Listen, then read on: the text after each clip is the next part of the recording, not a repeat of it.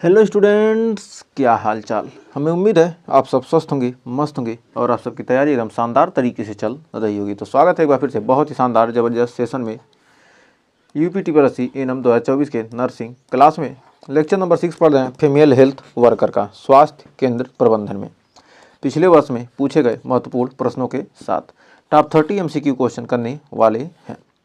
एकदम zero level से इसकी शुरुआत चल रही है और हम छठे लेक्चर तक पहुंच चुके हैं। तो आइए देखते हैं क्वेश्चन क्या कह रहा है। 30 क्वेश्चन करेंगे, 30 में से आपके कितने सही होते हैं कमेंट में हमें ज़रूर बताइएगा। तो देखिए पहला क्वेश्चन कह रहा है कि भारत में स्वास्थ्य केंद्रों का प्रबंधन किस योजना के अंतर्गत आता है। जो हमारा भारत है इसमें जो स्वास्थ्य केंद्र का प्रबंधन है वह किस योजना के अंतर्गत आता है।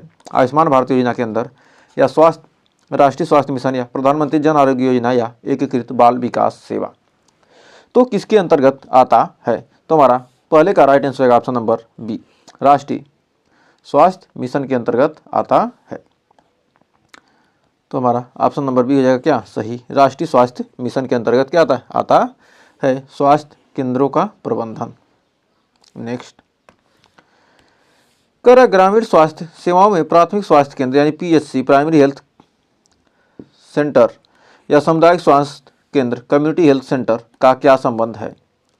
एक CHC कई PHC को कवर करता है, या एक PHC कई CHC को कवर करता है, या दोनों समान स्तर के हैं, या दोनों में कोई संबंध नहीं होता है। तो हमारा यहाँ पर राइट आंसर हो जाएगा जो एक CHC है वह कई PHC को क्या करता है, कवर करता है। तो ऑप्शन नंबर ए हो जाएगा सही। नेक्स्ट, कर स्वास्थ्य केंद्रों में बायोमेडिकल वेस्ट की प्रबंधन के लिए कौन सा रंगीन कोड सही है। पीला पैथोलॉजिकल कचरा, या नीला संक्रामक कचरा, या हरा रासायनिक कचरा, या लाल सामान्य कचरा। तो यहाँ पर हमारा राइट आंसर क्या हो जाएगा, तो हो जाएगा पीला यानी येलो पैथोलॉजिकल कचरा। नेक्स्ट, कर भारत में उप स्वास्थ्य केंद्रों की स्थापना किस समिति की सिफारिश पर की गई थी। मुदालियर समिति, भोर समिति, कार्तिकेयन समिति, या बर्मा समिति। तो कह रहा भारत में उप स्वास्थ्य केंद्रों की स्थापना किस समिति की सिफारिश पर की गई थी। तो हमारा राइट आंसर हो जाएगा ऑप्शन नंबर बी, भोर समिति। बढ़ते हैं आगे। क्वेश्चन कर रहा है प्राथमिक स्वास्थ्य केंद्र में कर्मचारियों की संख्या का निर्धारण किस आधार पर किया जाता है। भौगोलिक क्षेत्र, जनसंख्या, सरकार की नीति, चिकित्सकीय आवश्यकताएं। तो हमारा पांचवे का राइट आंसर क्या हो जाएगा, तो हो जाएगा ऑप्शन नंबर बी, जनसंख्या।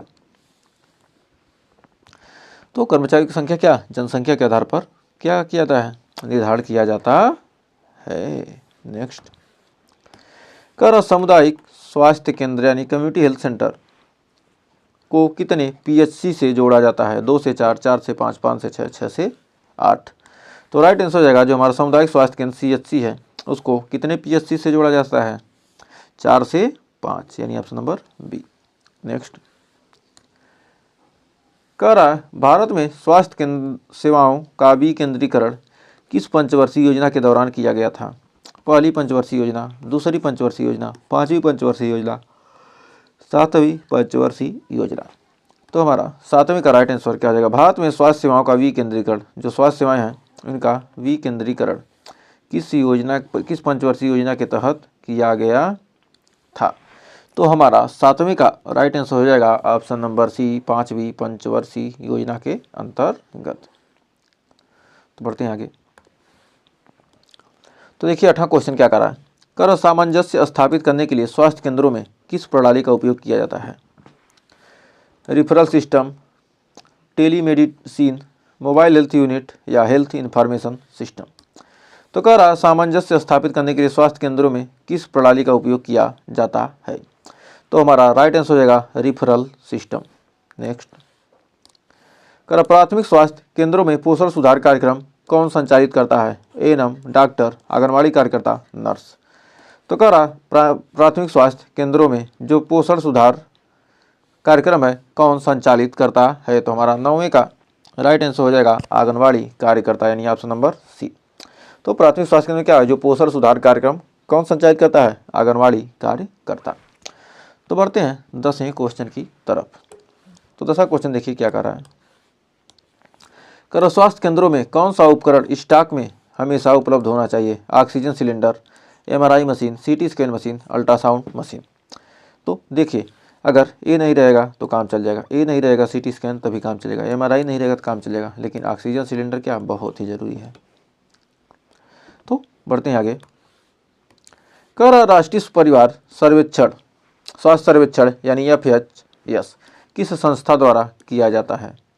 नीति आयोग, स्वास्थ्य और परिवार कल्याण मंत्रालय, भारतीय चिकित्सा अनुसंधान परिषद या राष्ट्रीय सांख्यिकी कार्यालय। तो हमारा 11वें का राइट आंसर हो जाएगा ऑप्शन नंबर बी, स्वास्थ्य और परिवार कल्याण मंत्रालय। तो बढ़ते हैं आगे। कर स्वास्थ्य केंद्रों में आपातकालीन प्रसव प्रबंधन किस योजना के अंतर्गत आता है? जननी सुरक्षा योजना, प्रधानमंत्री मातृवंदन योजना, मिशन इंद्रधनुष या राष्ट्रीय पोषण मिशन।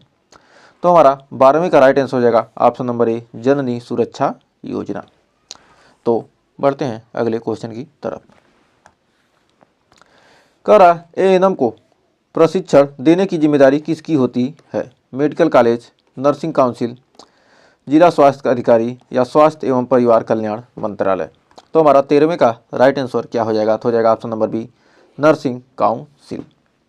तो बढ़ते हैं 14वें क्वेश्चन की तरफ। तो 14वां क्वेश्चन का रहा, स्वास्थ्य केंद्रों में विलेज हेल्थ न्यूट्रिशन डे कब मनाया जाता है? हर सोमवार, हर महीने की 15 तारीख, हर बुधवार, हर साल जुलाई में। तो हमारा 14वें का राइट आंसर हो जाएगा ऑप्शन नंबर सी, हर बुधवार। स्वास्थ्य केंद्रों में विलेज हेल्थ न्यूट्रिशन डे हर बुधवार को मनाया जाता है। तो बढ़ते हैं 15वें क्वेश्चन की तरफ। 15वां क्वेश्चन का रहा, स्वास्थ्य केंद्रों में दवा वितरण प्रणाली को कौन नियंत्रित करता है? स्वास्थ्य केंद्र में जो क्या दवा वितरण प्रणाली है उसको कौन नियंत्रित करता है? मुख्य चिकित्सा अधिकारी, फार्मासिस्ट, स्वास्थ्य सहायक, जिला मजिस्ट्रेट। तो हमारा 15वें का राइट आंसर हो जाएगा ऑप्शन नंबर बी, फार्मासिस्ट। बढ़ते हैं आगे। कह रहा, स्वास्थ्य केंद्र में मलेरिया नियंत्रण कार्यक्रम का मुख्य घटक क्या है? मच्छरदानी वितरण, टीकाकरण, आयरन सप्लीमेंट, योग कार्यक्रम। तो हमारा 16वें का राइट आंसर क्या हो जाएगा? ऑप्शन नंबर ए, मच्छरदानी वितरण। नेक्स्ट। कह रहा, भारत सरकार द्वारा निवारक स्वास्थ्य देखभाल को बढ़ावा देने के लिए कौन सी योजना लागू की गई है? आयुष्मान भारत, राष्ट्रीय ग्रामीण स्वास्थ्य मिशन, एकीकृत बाल विकास योजना, मिशन इंद्रधनुष। तो हमारा 17वें का राइट आंसर हो जाएगा option number A, Ayushman Bharat. Next. कह रहा, स्वास्थ्य केंद्र में नवजात देखभाल इकाई का उद्देश्य क्या है? माताओं को जागरूक करना, कम वजन वाले नवजात शिशुओं की देखभाल, केवल प्रसव करवाना, टीकाकरण प्रदान करना। तो हमारा 18वें का राइट आंसर हो जाएगा ऑप्शन नंबर बी, कम वजन वाले नवजात शिशुओं की देखभाल। तो बढ़ते हैं 19वें क्वेश्चन की तरफ। कह रहा, स्वास्थ्य केंद्रों में 101 हेल्पलाइन किस उद्देश्य के लिए शुरू की गई थी? मातृत्व सेवाओं के लिए, मानसिक स्वास्थ्य सहायता के लिए, आपातकालीन एम्बुलेंस सेवा के लिए, टीकाकरण जानकारी के लिए। तो हमारा 19वें का राइट आंसर हो जाएगा ऑप्शन नंबर सी, आपातकालीन एम्बुलेंस सेवा के लिए। तो बढ़ते हैं 20वें क्वेश्चन की तरफ। तो 20वां क्वेश्चन का रहा है, भारत में आशा कार्यकर्ता की भूमिका किस वर्ष शुरू की गई थी? 2000, 2005, 2010, 2015। तो हमारा 20वें का राइट आंसर हो जाएगा ऑप्शन नंबर बी, 2005। तो बढ़ते हैं 21वें क्वेश्चन की तरफ। कह रहा, स्वास्थ्य केंद्रों में जनसंख्या स्थिरीकरण कार्यक्रम के तहत कौन सी सेवा प्रदान की जाती है? परिवार नियोजन परामर्श, फ्री दवा वितरण, महिला एवं बाल रोग बाल पोषण, मलेरिया उन्मूलन। तो हमारा 21 का राइट आंसर क्या हो जाएगा कि स्वास्थ्य केंद्रों में जनसंख्या स्थिरीकरण कार्यक्रम के तहत कौन सी सेवा प्रदान की जाती है? तो 21 का राइट आंसर होगा ऑप्शन नंबर ए, परिवार नियोजन परामर्श। नेक्स्ट। कह रहा, उप स्वास्थ्य केंद्रों में IMNCI प्रोग्राम का मुख्य उद्देश्य क्या है? मातृ एवं नवजात मृत्यु दर को कम करना, मलेरिया उन्मूलन, HIV या एड्स रोकथाम या मधुमेह नियंत्रण। तो हमारा 22वें का राइट आंसर हो जाएगा ऑप्शन नंबर ए, मातृ एवं नवजात मृत्यु दर को कम करना। तो बढ़ते हैं 23वें क्वेश्चन की तरफ। कर स्वास्थ्य केंद्रों में मानव संसाधन प्रबंधन की मुख्य चुनौती क्या होती है? बजट की कमी, पर्याप्त स्टाफ की अनुपलब्धता, संसाधनों की कमी, उपरोक्त सभी। तो हमारा 23वें का राइट आंसर होगा ऑप्शन नंबर डी, उपरोक्त सभी। नेक्स्ट। कर ग्रामीण स्वास्थ्य केंद्रों में सबसे अधिक होने वाली बीमारी कौन सी है? मधुमेह, दस्त और डायरिया, उच्च रक्तचाप, हृदय रोग। तो हमारा 24वें का राइट आंसर हो जाएगा ऑप्शन नंबर बी, दस्त और डायरिया। तो बढ़ते हैं 25वें क्वेश्चन की तरफ। तो देखिए 25वां क्वेश्चन क्या कर रहा है, स्वास्थ्य केंद्रों में कौन सी योजना किशोरियों के लिए चलाई जाती है? मिशन शक्ति, सखी योजना, किशोरी शक्ति योजना, राष्ट्रीय किशोर स्वास्थ्य कार्यक्रम। तो हमारा 25वें का राइट आंसर होगा ऑप्शन नंबर डी, राष्ट्रीय किशोर स्वास्थ्य कार्यक्रम। स्वास्थ्य केंद्रों में कौन सी योजना किशोरियों के लिए चलाई जाती है? राष्ट्रीय किशोर स्वास्थ्य कार्यक्रम। तो बढ़ते हैं आगे।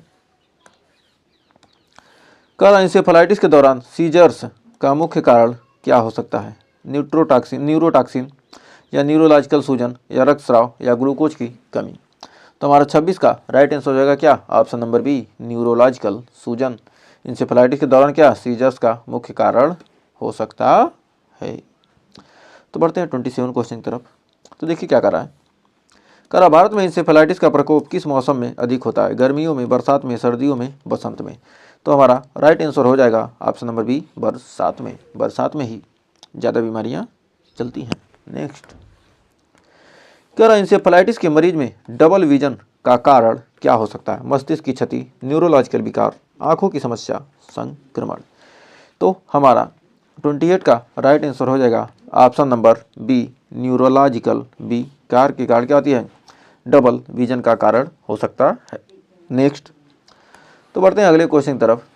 तो कह रहा है जापानी इंसेफेलाइटिस के प्रसार को नियंत्रित करने के लिए कौन सा विभाग मुख्य भूमिका निभाता है? स्वास्थ्य विभाग, कृषि विभाग, पर्यावरण विभाग, सभी। तो हमारा जापानी इंसेफेलाइटिस के प्रसार को नियंत्रित करने में कौन सा विभाग मुख्य भूमिका निभाता है?